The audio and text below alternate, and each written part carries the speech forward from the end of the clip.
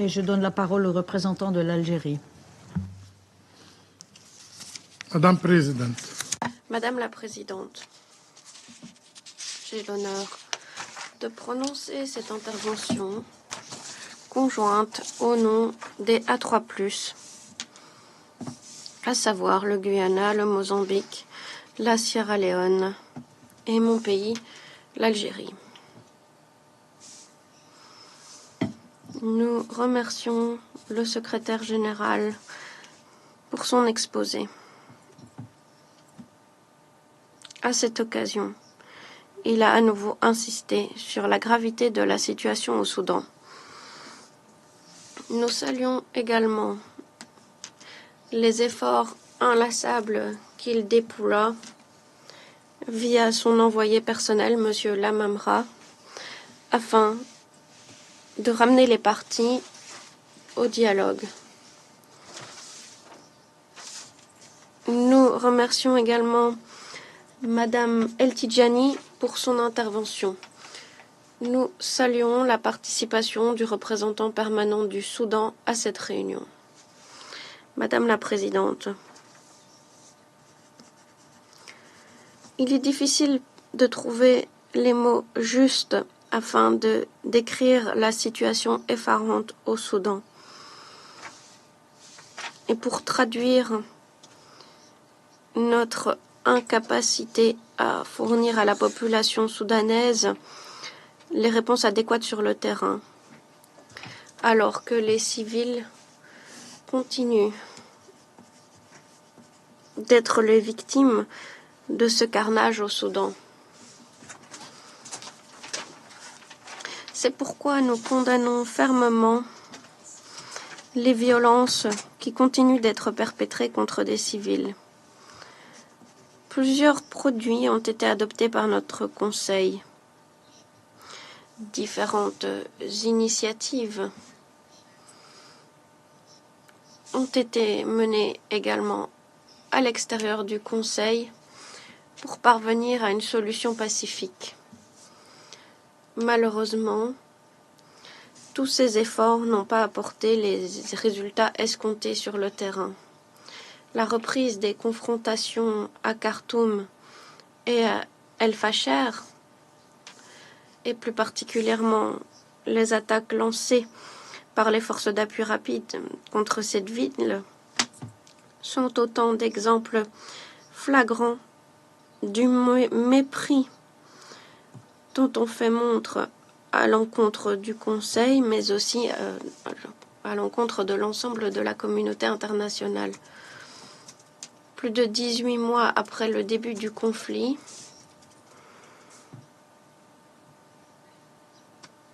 nous attendons encore de voir les partis faire montre d'une once de volonté à s'engager en faveur d'un cessez-le-feu et d'un processus politique de fond. La situation humanitaire demeure déplorable. Différentes maladies font rage, y compris le choléra et le paludisme. Cela vient s'ajouter aux conséquences des inondations récentes qui ont touché plus de 100 000 personnes. Les retombées de ce conflit sont d'autant plus terribles pour les femmes, les filles et les enfants victimes de viols, d'enlèvements et autres mauvais traitements. Alors que nous avons célébré le mois des femmes de la paix et de la sécurité sous l'excellente houlette de la présidence suisse, nous aimerions rendre hommage à toutes les femmes soudanaises qui font montre d'un niveau sans précédent de résilience et de courage. Cela devrait nous inspirer à redoubler d'efforts afin de les soulager immédiatement des souffrances indicibles dont elles sont les victimes. Madame la Présidente, les civils au Soudan doivent être protégés. Chaque vie perdue est une vie perdu de trop. Voilà pourquoi nous saluons le rapport présenté par le secrétaire général sur les recommandations au sujet de la protection des civils. À ce sujet, nous aimerions mentionner les éléments suivants. Premièrement, il nous faut identifier les fondements d'une solution durable. Convaincre les parties à s'engager en faveur du cessez-le-feu doit être notre priorité centrale. Dans le cadre de cet objectif, il convient de permettre la contribution de tous les acteurs régionaux et internationaux qui sont guidés par l'équité, la justice, la bonne volonté et le droit international.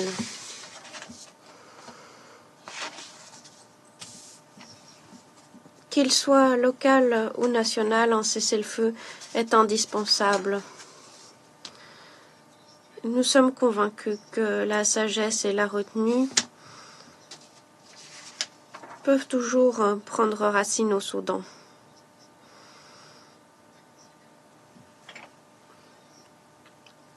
Il faut reconnaître que la responsabilité principale en matière de protection des civils incombe au gouvernement du Soudan et à toutes les parties belligérantes.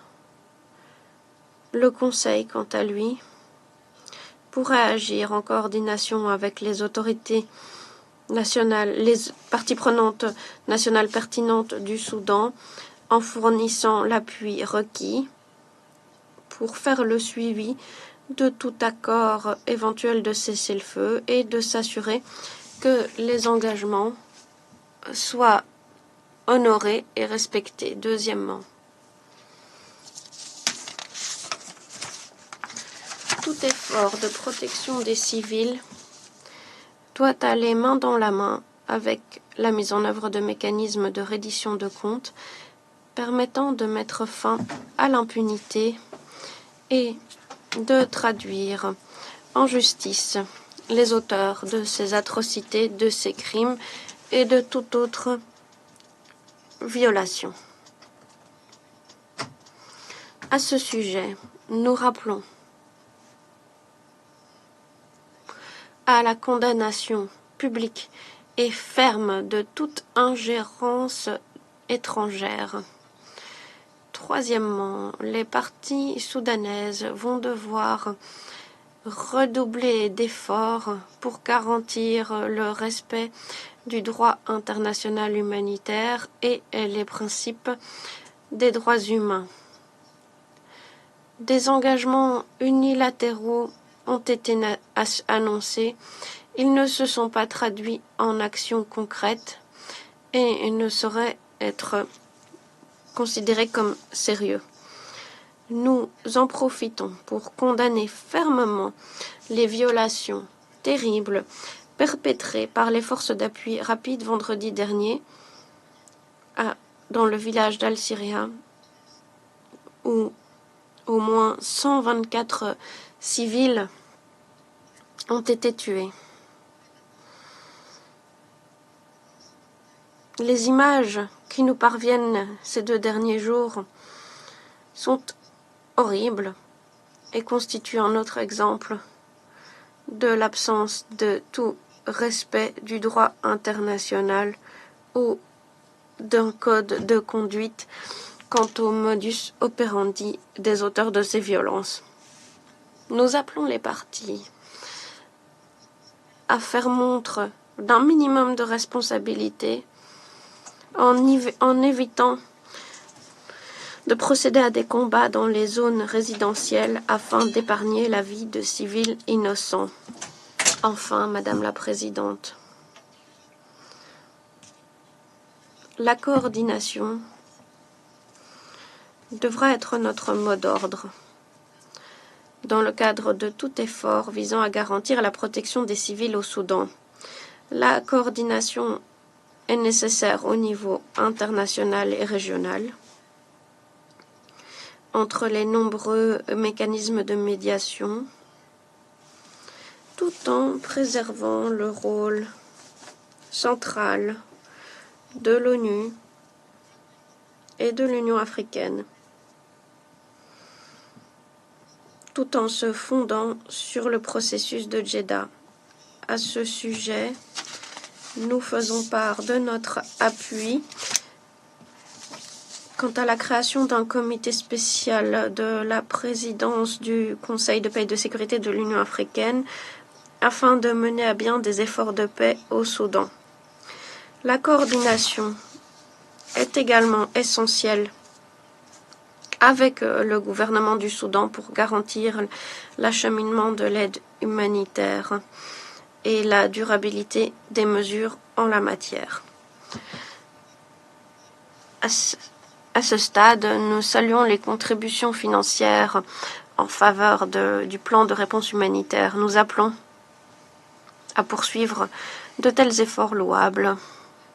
Chers collègues, Madame la Présidente, nous appelons à nouveau les parties soudanaises à se préoccuper de l'avenir de la population du Soudan.